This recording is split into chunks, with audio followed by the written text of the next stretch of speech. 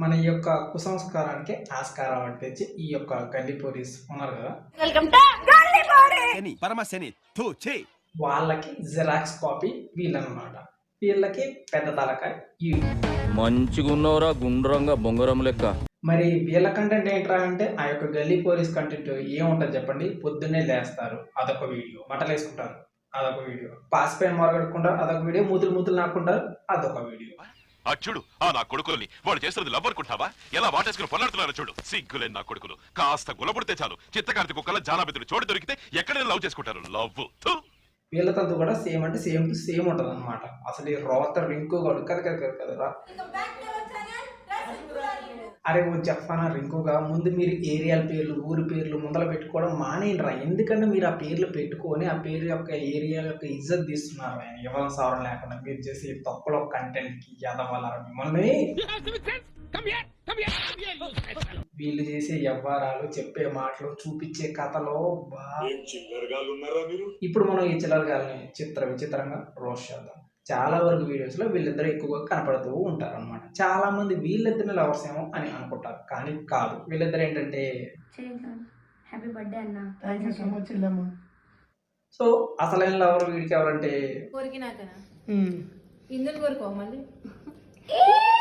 చూడు. సిగ్గులేని నా కొడుకులు. మరి ఆ అమ్మాయి ఎందుకు ఎక్కువ వీడియోలో కనపడుతుంది అంటే వీడియోస్ కోసం. అంటే నాకు అర్థం కాలేదు సార్. అసలు వీళ్ళ వీడియోస్లో ఎవడు ఏమవుతాడో, ఎప్పుడు ఎలా మాట్లాడతారో, ఏ టైంలో ఎలా ఉంటారో కంగారు పడకండి. కింద నిక్కర వేసుకుని కాకపోతే మనకు చూడటానికి కానీ ఉందా లేదా అన్నట్టు. ఇలా గ్యాంగ్లో ఈవిడ ఏ రకంగా అంటే మిగతా వాళ్ళు ఏ రకమో ఈవిడ కూడా ఏ రకమే అనమాట. పైన బొచ్చుకు ర్యాంక్ వేస్తే కింద మొత్తం డెప్ అంతా కొరికేస్తుంది అనమాట. హెయిర్ స్టైల్ ఎలా ఉందిరా అంటే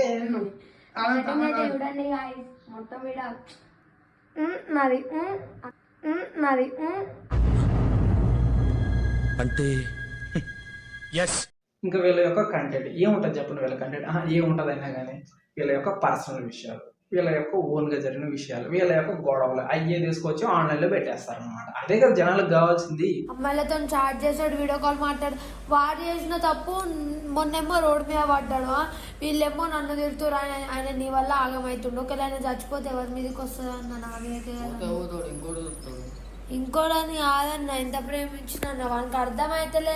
ఇంకోడని కాదన్న ఎంత ప్రేమించిన వానికి అర్థమైతలే.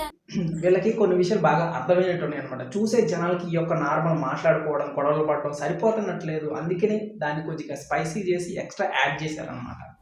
నీకు చేలిగిల్లు దూపియాక అంటున్నా వీడికి ఇంకా తగ్గలా. అరే బొద్దంగా పోరాదు నువ్వు ఎందుకు వచ్చినాడికి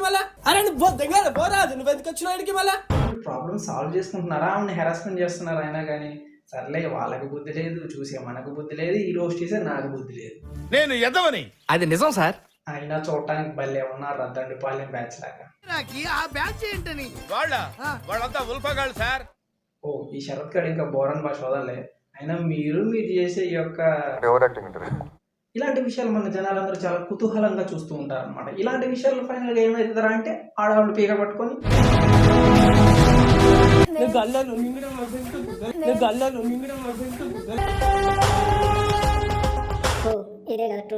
సందీప్ రెడ్డి వంగా చెప్పండి, మర్చిపోయాను. ఇంతే కదా, ఇంకేమీ లేదు. ఇంతే వీడియో తర్వాత భాగం మీకు కావాలంటే యూట్యూబ్ లో చూసుకున్నాను అనమాట. మన దేశంలో యూత్ దేశాన్ని ఎక్కడికో తీసుకెళ్దాం అనుకుంటే మీలాంటి వాళ్ళేమో దేశాన్ని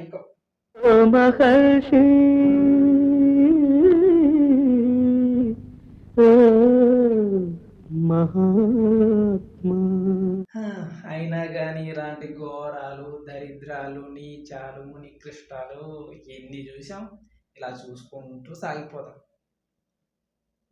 చివర్లో ఒక మాట రాస్తాడు. అయ్యయ్యో